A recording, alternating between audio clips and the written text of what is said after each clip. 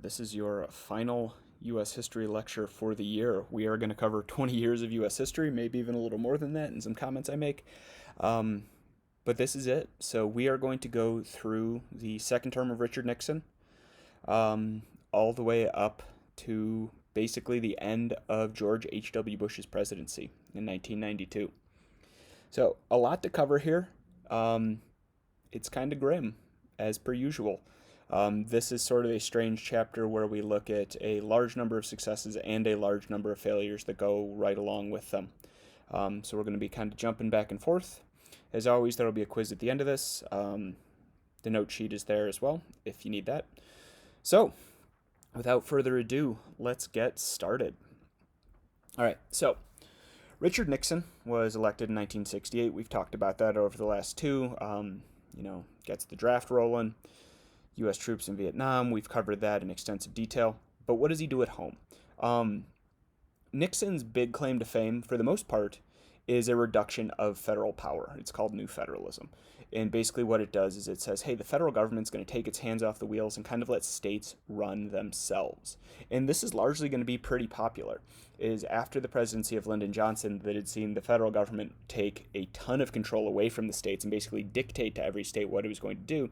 Nixon does the opposite and basically says, yo, this out for yourselves, and if you need help, come talk to the federal government. Now, this is not to say that he doesn't do anything as a president. On the domestic front, he does found the EPA, passes the Clean Air and Water Acts that are still in effect today. He's also going to streamline the tax system that had become, let's say, needlessly convoluted under Kennedy and Johnson. So he is basically going to be there, though, to, like I said, kind of take the shackles off the states and let states run their own lives for the most part. This is going to make him a very, very popular president. And he is going to rely on what is bolded there, what is called the silent majority. And the silent majority are the less outspoken middle class, largely of middle America, so kind of here-ish, that feel as though they're being overshadowed by the protesters and the big news stories of the day. Largely, the silent majority are middle-aged at this point, which means we're talking people in their 40s and 50s, so these are veterans of World War II, the Korean War, and like to see Nixon and the way he's running this is not being, pushed around by the protesters, I guess you could say, is their view on it. And as a result, Nixon is going to win a massive, massive electoral victory. Look at this. He loses literally one state in Washington, D.C. He wins all but 17 of 530 electoral votes. It's huge. So he wins the 1972 election, and it looks like all is smooth sailing. However, leading up to the 1972 election, Richard Nixon had become increasingly paranoid that he was going to lose based on just how contentious the country was over Vietnam. And so, Nixon has the Democratic National Committee headquarters located at the Watergate Hotel in Washington, D.C., to be broken into. He has files stolen. He also has some phones bugged. So a group called CREEP, the Committee to Re-elect the President, can get in there and help him win the election. They fail. They break in perfectly well the first time, but the second time they get caught. And when those burglars are arrested, they implicate CREEP. And what happens is this is largely kind of kept on the down low. As not many people are aware of this. People have heard the story that, hey, maybe the president's, being implicated in this, but nobody's really sure what's going on. And then a pair of Washington Post reporters, Woodward and Bernstein, are contacted by a source who only goes by the name of Deep Throat. It turns out, years and years, and I'm talking like 5 years ago, 10 years ago this came out, that a senior FBI agent named Mark Felt informed the Washington Post and regularly fed them information. This was happening because, as it turned out, when Nixon realized that people were onto him and CREEP and what they'd been doing, he ordered the CIA to interfere with the FBI's investigation into this. Mark Felt believed that he had been screwed over by Johnson and by Nixon in not becoming the head of the FBI himself, and kind of had an axe to grind with the entire establishment, so he readily basically gave the reporters everything they needed to hunt down Richard Nixon and prove that Nixon had not only known about the Watergate break-in, but had actually commissioned it, and later on had ordered basically bribes to be paid to a number of the Watergate burglars and the people that were implicated later on. So what happens is a special investigator is hired by the Justice Department to look into this, and Nixon, feeling that this guy is getting a little too close to the truth, fires the investigator and a number of his staff. It's 3 guys, and fires them on a Saturday night, thinking that, hey, if I do it now, maybe it doesn't make the news on Monday morning when everybody's reading the paper. Instead, the exact opposite happens. The entire country, including that silent majority, is now up in arms about what they now call the Saturday Night Massacre. This is in mid-73, so we're a good year after this has happened, but this story continues, even in the midst of the Vietnam War, to really hold the country's attention and really gets America thinking, wow, we can't even trust the president here. He's lying to us. As we talked about last week, the Pentagon Papers had leaked showing that the Johnson administration couldn't have been trusted, and now we're seeing that Nixon can't be trusted as well. So we got a Supreme Court case, Nixon versus the U.S., and the Supreme Court says that, yes, Richard Nixon, you do need to hand over all of these recordings that you made inside of the Oval Office that show that you were aware of this and you commissioned this criminal conspiracy. Nixon sort of drags his feet on it. His secretary destroys hours of the tapes right before they have to be handed over. But the Supreme Court has basically said, no, not even the president is above the law here. At the same time this is happening, the House of Representatives draws up impeachment documents, so they are all ready to go and impeach Richard Nixon. Rather than get impeached, though, Nixon decides to resign. He knows he's going to be found guilty, and the House of Representatives basically says, hey, President Nixon, you've got like a week here before we file these papers, and you will be humiliated, and you'll be made to testify in front of the Senate, where you will be found guilty, no question about it. And so Nixon's like, you know what? For the good of me and maybe for the good of the country, I need to go.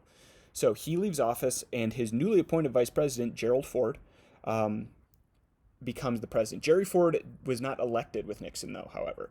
Nixon's previous vice president, Spiro Agnew, the former, I believe it was, governor of Maryland, is already in jail at this point for doing other stuff. So the Nixon team does not have a great track record here. But Jerry Ford takes over as the president. And the first thing he does when he becomes president is he almost immediately pardons Nixon and gives a speech, that's what that picture on the bottom right there is, to the country explaining why he did this. And he basically says, look, nothing good can come of this. We need to let the country heal. And it is an unpopular decision, to say the least. A lot of people thought that Nixon deserved his comeuppance instead of getting to fly out on Marine One and go back to California. So Jerry Ford is the president, but not for long. Because the country is going to get really disillusioned with Richard Nixon. A couple things that happened towards the end of the Watergate era that we need to address before we jump into Jerry Ford losing the election to Jimmy Carter in a minute is Roe versus Wade. Another major Supreme Court case passes here. This one, the Supreme Court declares that the 14th Amendment protects a woman's right to an abortion based on the 14th Amendment implicitly granting a right to privacy and due process of law. We talked a little bit earlier when we were talking about birth control about that right to privacy in a case called Griswold versus Connecticut. This is sort of a follow-up to that. But this will become a hot-button issue literally up through today. But Roe versus Wade passes in 1973 and is one of the sort of crowning moments of the women's liberation movement that we had talked about in our previous chapter. Also, towards the end of Nixon's term into Jerry Ford, actually, is going to be the oil embargo. OPEC, which is the Organization of Petroleum Exporting Countries, so it's a bunch of countries in the Middle East plus Venezuela, cut the U.S. oil supply. So that is all fuel oil. The reason this happens is that the U.S. is allies with Israel. Israel had been invaded by Syria, Lebanon, Egypt, Jordan, basically every country that surrounded it. And we're going to lose, and the U.S. starts to send in a massive amount of supplies, and basically to push back on the U.S. aiding their enemy, the OPEC nations are going to instead drastically reduce the amount of oil that they're selling to the US. This results in a ton of stress around the country. You see these lines all around the country to get oil, or to get gas for their cars, as people are waiting days. Sometimes a gas station is only open 1 or 2 days a week, and you have to make reservations to get in there. That's a Chevron, as you can see. Um, but this is a major thing, and again, just sort of showing that, hey, the U.S. is not all powerful here. Other countries are still, pushing back against us. So what ends up ending the oil embargo is Henry Kissinger, who we talked about earlier, who had negotiated the Paris Peace Accords and to get the U.S. out of Vietnam, negotiated a partial end to hostilities with the countries north of Israel. So that works in kind of the short term. So, on sort of the coattails of all this in 1976, Jimmy Carter, the governor of Georgia and former peanut farmer, as well as former U.S. naval officer on a submarine, is elected president. He is a Democrat, and everybody just wanted to be done with connections to the Nixon administration, so obviously Jerry Ford wasn't going to stick around. So Jimmy Carter has, let's say, a contentious at best relationship with Congress. It's bad. Jimmy Carter is a quote-unquote outsider. He doesn't really want to do things the way that things, as you guys have seen, there's a pretty regimented way that things work in Washington. Backroom deals are made, trades are made. You'll get more of this in government class next year. But Congress and the president have a symbiotic relationship, and they need to work together. And Jimmy Carter does not want that. Jimmy Carter is a micromanager to the nth degree. He wants to have his finger in every single pie. He's getting involved in everything, and Congress really doesn't like that. The big thing Jimmy Carter does in his presidency is actually appoint this guy, Paul Volcker, to head up the Federal Reserve. The Federal Reserve, remember, is in charge of controlling the money supply in the U.S. So that is the currency inflating or deflating. It's Volcker's job to keep tabs on that. Remember Paul Volcker, because he's going to come into play in a little bit. But the big thing, one of two big things to come out of Jimmy Carter's presidency is going to be appointing Paul Volcker. So if nothing else, think of this as foreshadowing. The other big thing that the largely ineffective Jimmy Carter is going to do as president is negotiate the Camp David Accords. Camp David is the president's personal retreat in rural Maryland. It is named after David Eisenhower, President Eisenhower's son. But what happens at the Camp David Accords is Jimmy Carter negotiates a peace treaty between Israel and Egypt, and leads to a cessation of conflict there that had been going on since the Yom Kippur War, essentially. And back and forth, the Sinai Peninsula gets involved. But Jimmy Carter is going to negotiate a treaty there. And this is going to be sort of Jimmy Carter's legacy, positive legacy at least, that people remember, is this. And he's going to go on for decades. He wins a Nobel Prize in 2002, actually, because he dedicates the rest of his life to basically making the world a better place for everybody. Also, during his presidency in 1979, the 3 Mile Island reactor, or one of the three Mile Island reactors, is going to melt down in New York. It's a nuclear disaster. It does not go as bad as it could have, but it really scares the United States. And the ripple effect from this is that the U.S. is going to be really gun-shy about nuclear energy from here on out, as opposed to taking the other lesson that you could have out of this, is that the president was all overreacting to this. The nuclear technicians are handling this relatively correctly, and nothing seriously bad happens. This is not a Chernobyl incident by any means. We were upfront about it, and we fixed the issue. But the legacy of 3 Mile Island instead is that the U.S. turns away from nuclear energy and stays on fossil fuels instead. The nail in Jimmy Carter's coffin, well, the first nail, there's a lot of them. As I said, Jimmy Carter is not viewed as a good president. He's a wonderful human being. He's a pretty crappy president. He gives what is called the malaise speech. So if you don't know what malaise is just sort of like lying around. I don't know what I'm going to do. We all seem to be stuck here. Nothing's going right. That sort of stuff. And that's how this speech is described in newspapers later on, and eventually just becomes known as the malaise speech.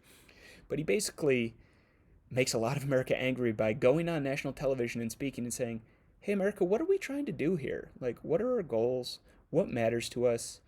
Is, pure capitalism, the right way to handle it, all that sort of stuff. In America, instead of taking it as I think Carter intends, as kind of a call to action and, America can be better, all that, America instead's like, who are you to tell me how this works? You're not a very good president. We don't particularly like you. How about you go away? And that Malay speech is really going to follow Carter for years to come. A quick harkening back to the Cold War here. In summer 1980, the Olympics are held in Moscow, and the U.S. boycotts it. In turn, the Soviets will boycott the 1984 Summer Olympics in Los Angeles, but, worth mentioning, they do come to the Lake Placid Olympics in 1980, and we beat Russia in hockey that same year. So, USA, USA. If you've seen Miracle, that's what that's about. The final nail in Jimmy Carter's coffin, though, after 3 Mile Island, after the Malay speech, after seeming kind of petty in the world's eyes over the Moscow Olympic stuff, is the Iran hostage crisis. The U.S. had been backing the government of Iran for years. We'd been selling them weapons and technology. We'd been propping up their government, and they'd been selling us a ton of oil that we really wanted. But Iran has its government overthrown by a guy named the Ayatollah Khomeini. He's the leader of a fundamentalist Islamic faction. They take over the country. Most U.S. citizens get out. Some of them escape, if you guys saw Argo, like that. But 52 of them are held hostage for something like 444 days. Carter and Reagan tries to get the troops out. Instead, there is a disaster in the desert. U.S. servicemen are killed. It's embarrassing. And America basically just looks at Jimmy Carter and is like, dude, can you do anything right? We're done with you. So literally, the day Ronald Reagan is sworn in after winning the 1980 presidential election, defeating the ineffective Jimmy Carter, like right after Reagan is sworn in, the Iran hostages are released. So the 1970s, you can see, are not a great time for America. We get some really good music out of it. We get some great movies out of it. But politically, Richard Nixon, Jerry Ford, Jimmy Carter don't really do a great job for us. And America is sort of spent. This is the aftermath of Vietnam is, hey, what do we do now? And the answer is like, we don't really know.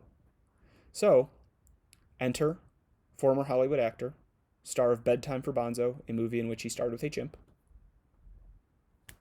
Ronald Reagan.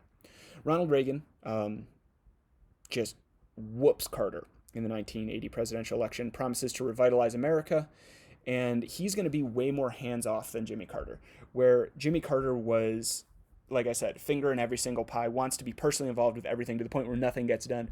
Reagan's going to basically do the opposite. Reagan is thinking of himself sort of as more of the face of the country. He's going to hire people that'll be very, very good. So his vice president is George H.W. Bush, the former head of the CIA. His staff is really good. And he's going to luck out as well, as we'll see in a second here, because he's still got Paul Volcker to keep his sort of more extreme economic things in check. So he called it Morning in America. The 1980s are sort of viewed nowadays as, hey, look, everything was going right in America. Not quite. It wasn't a disaster, but the 1980s are not all, sunshine and roses. So let's go through what happens in the 1980s. The first big event in the 1980s is the beginning of the spread of AIDS, acquired immunodeficiency syndrome. So it starts popping up in gay communities in San Francisco, New York City, Los Angeles, and the U.S. is slow to react. Our Surgeon General, C. Everett Koop, asks, which is just, it's an awesome name. If you look him up now, C. Everett Koop, he's got a crazy beard. But anyway, asks President Reagan pretty early on to talk about this and work with the World Health Organization and the Centers for Disease Control to figure out a way to mitigate or stop AIDS. And Reagan really drags his feet on this sort of stuff, as he's like, well, maybe it'll fix itself. At the same time, most of America is looking at this as what it was colloquially called the quote-unquote gay plague, because it was mostly affecting the LGBT community. And as a result, much of America didn't really care about fixing it because it wasn't affecting them. There's tons of protest around the country. This picture up here is of the AIDS quilt in Washington, D.C. Each one of those panels is somebody that has died of AIDS. And on top of that, towards the end of the 80s, you have the Ryan White story. Ryan White is a straight suburban white kid from, I believe it is Indiana. He gets HIV/AIDS via a blood transfusion and is not allowed to go to school. And because of the way American values work, he is sort of the flashpoint where the rest of the country looks and is like, okay, we have to do something about this. Eventually, Coop is able to go out and talk and say, hey, we need to get started on this. No, you're not going to get AIDS from being in the same room as somebody, anything like that. It's also going to lead to a push for better sex education in America. But at the same time, a lot of the people that had helped elect President Reagan, this is sort of the birth of the evangelical Christian movement, late 70s, early 80s, are very against sex education in the country. So it's kind of a push-pull thing there that is brought about by AIDS.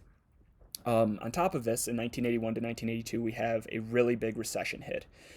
Inflation is going to soar, which means our money is worth less and less and less, and the economy is going to slide. But eventually, thanks in large part to Paul Volcker, who refuses to basically do anything that Reagan asks for and says, no, we're going to keep a very firm grip on our money. This will fix itself, but we are not just going to pump money into this and hope that it works, even if there's a problem in the short term. So unemployment's going to go up, inflation's going to go up, and theoretically, you should be doing something about this. It's called stagflation. If you ever take an economics class, you'll hear about stagflation there.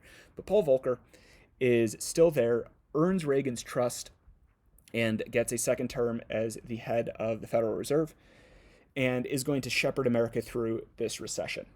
And WASPs, which stands for White Anglo-Saxon Protestants, are going to soar. If you've ever seen like Michael J. Fox in the 80s in Family Ties, or if you've seen Wall Street, I'm not going to run this. You know my feeling about running YouTube clips on a YouTube video, but please do watch that clip.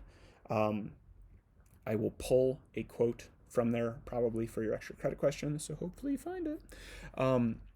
But the stock market is going to rebound, and America is really going to start to fetishize in the 1980s upward mobility, making money. It's okay to be greedy. If you've seen Wolf of Wall Street, that's sort of the idea in the 80s as well.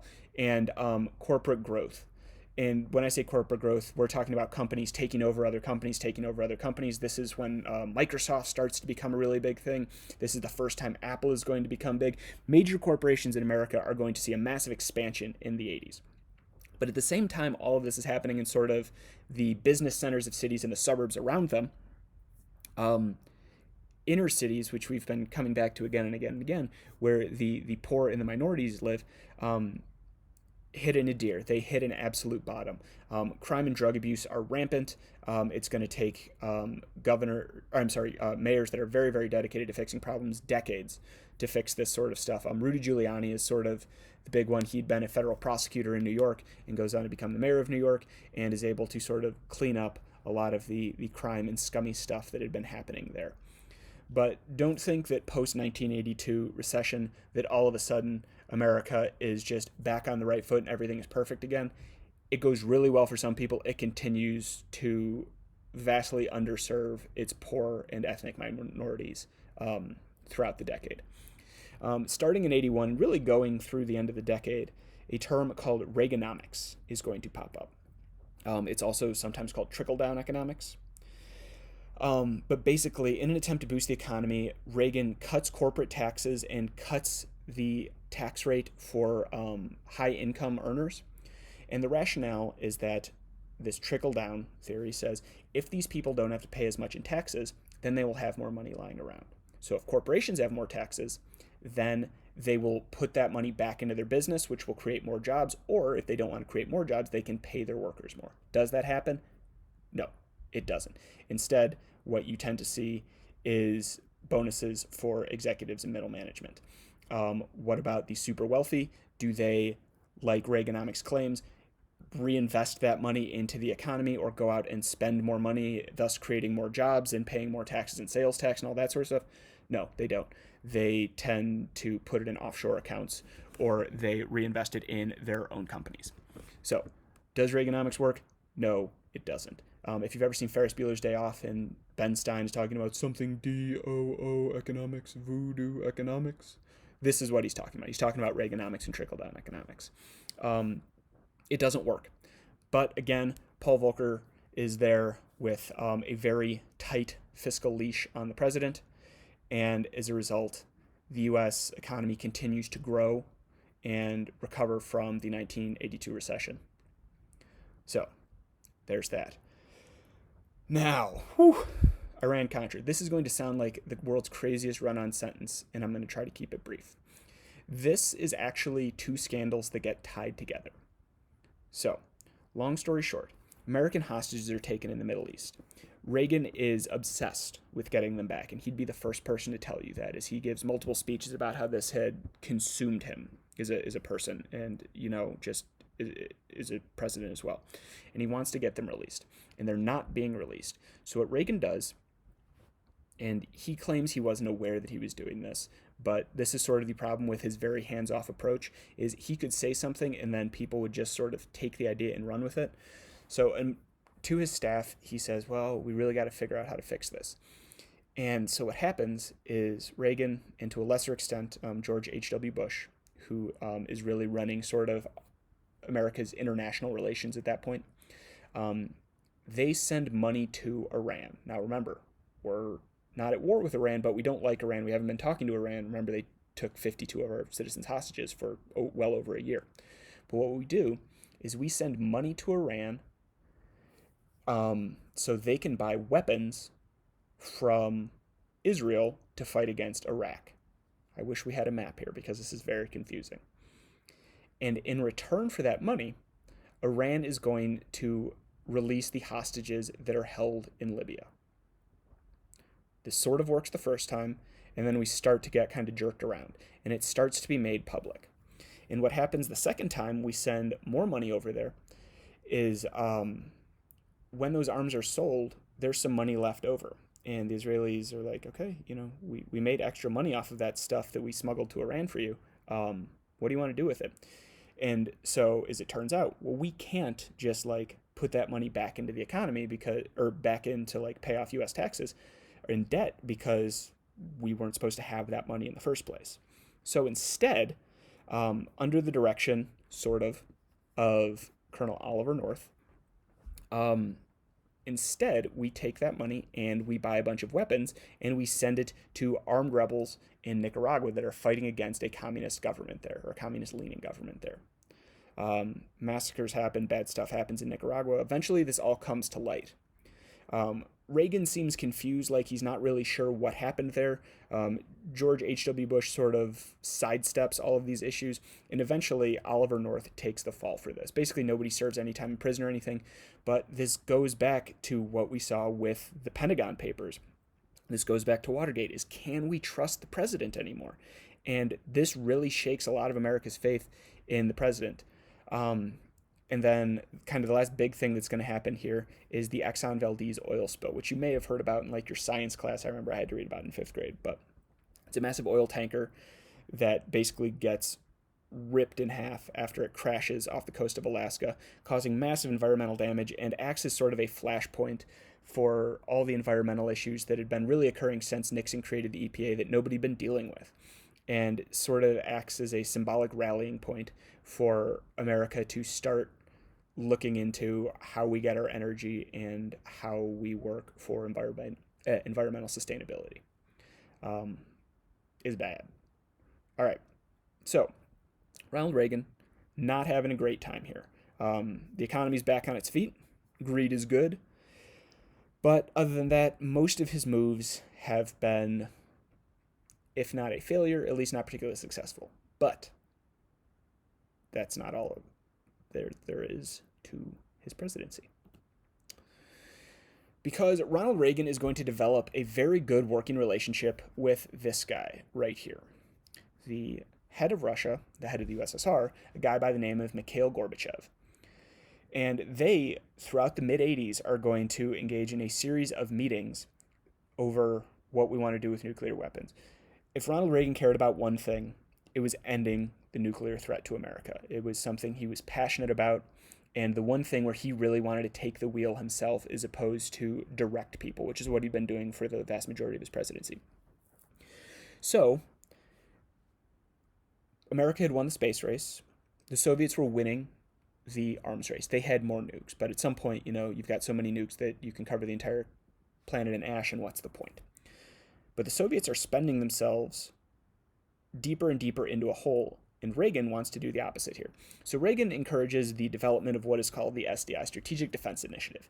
It is also called, and I guarantee you, if the Gordon Gekko question is not the extra credit, this will be.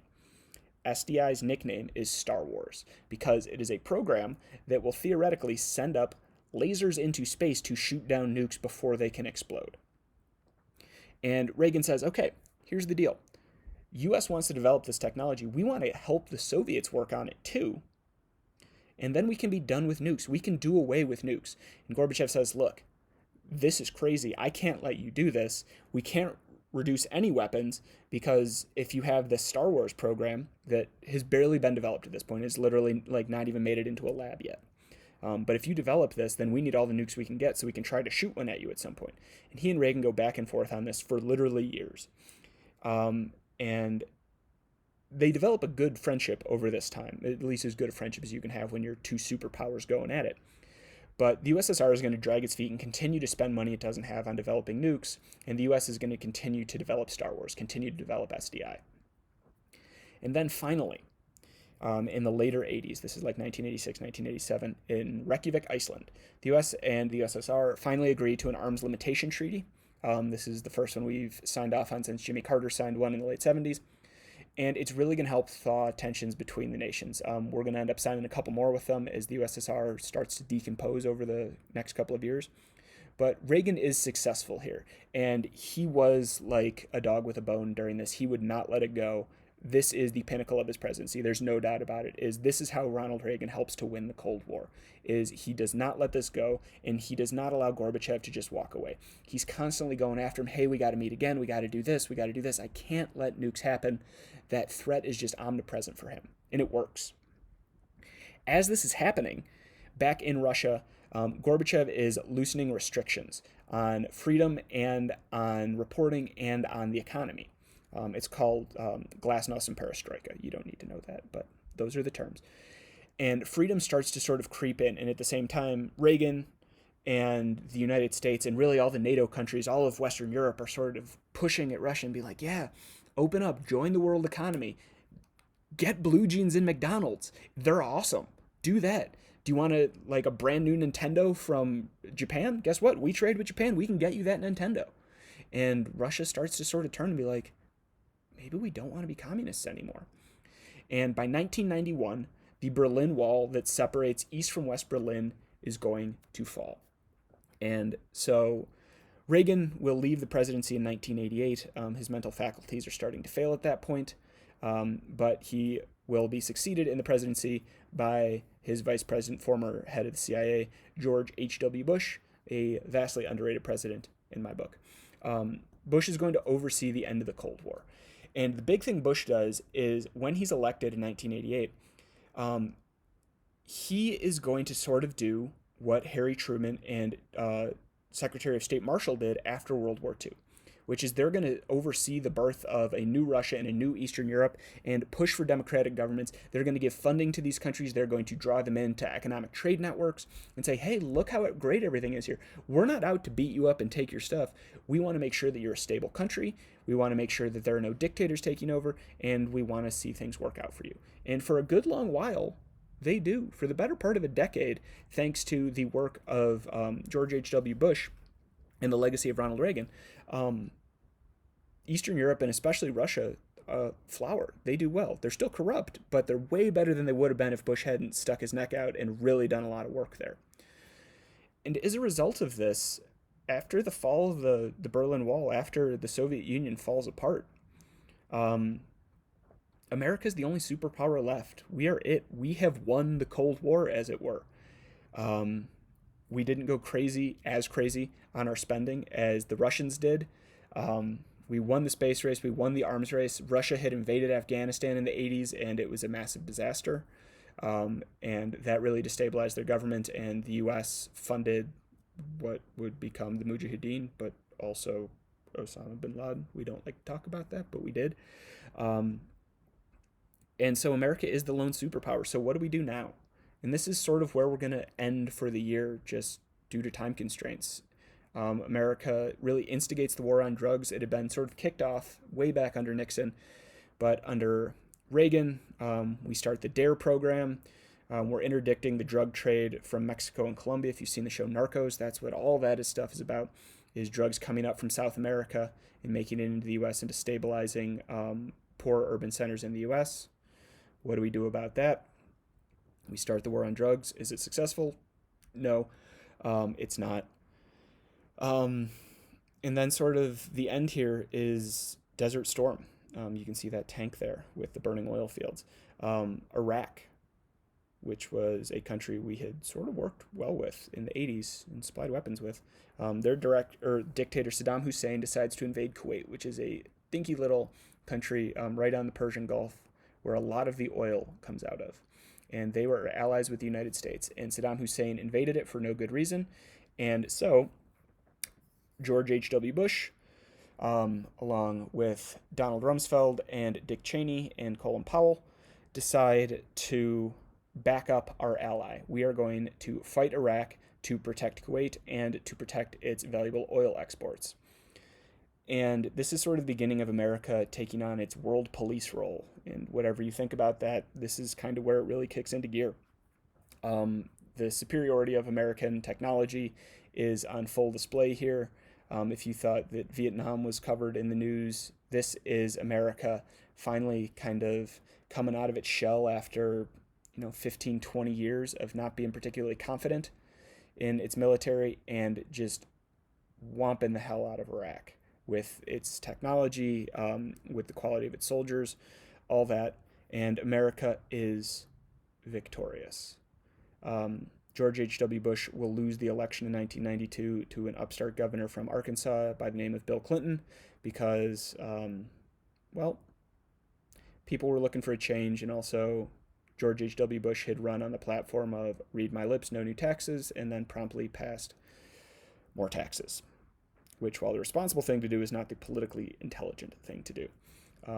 Bill Clinton would go on to kind of be a Dwight Eisenhower 2.0, which is socially progressive and fiscally conservative, and that's where we're going to leave it. If you're interested more in Bill Clinton and George W. Bush, George H.W. Bush's son, and Obama and Trump, I encourage you to look into that sort of stuff. Ladies and gentlemen, that is it. It has been a pleasure. Good luck on your quiz for this, and I'll see you on the flippity flop.